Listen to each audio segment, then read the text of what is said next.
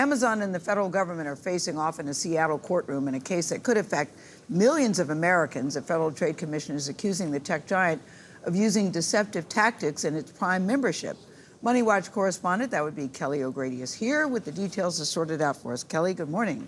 Good morning to you all. Okay, so remember, the Federal Trade Commission filed this suit back in 2023, and this was part of the Biden administration's crackdown on big tech. So the regulator argues that Amazon deceived tens of millions of customers into subscribing to Prime. So the complaint points to a button that was on the site that basically said, okay, if you're going to buy your complete this transaction, it actually was subscribing you to Prime in addition to that.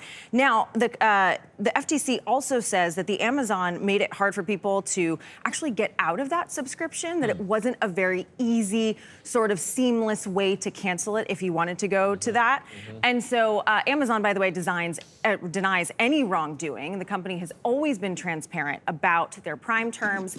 In a court filing, the tech giant said, quote, evidence that a small percentage of customers misunderstood Prime enrollment or cancellation does not prove that Amazon violated the law.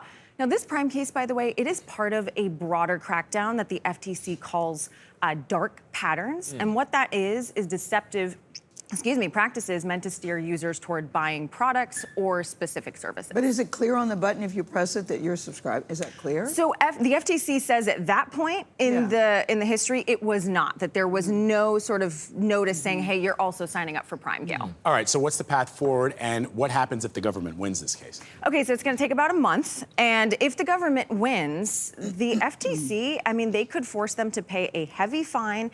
It could also see Amazon have to change their enrollment practices, their cancellation practices. But, you know, consumer protection groups, they say this would actually be good for consumers. This is a much needed change. And then sort of the broad thing, this could mean other companies would have to follow. I mean, as a general point, it's always easier to sign up than it is to cancel. They make it really confusing to cancel. Everybody does. Yeah. Totally. Some people call that good business. I know. Thank you, Kelly. Thank you very much.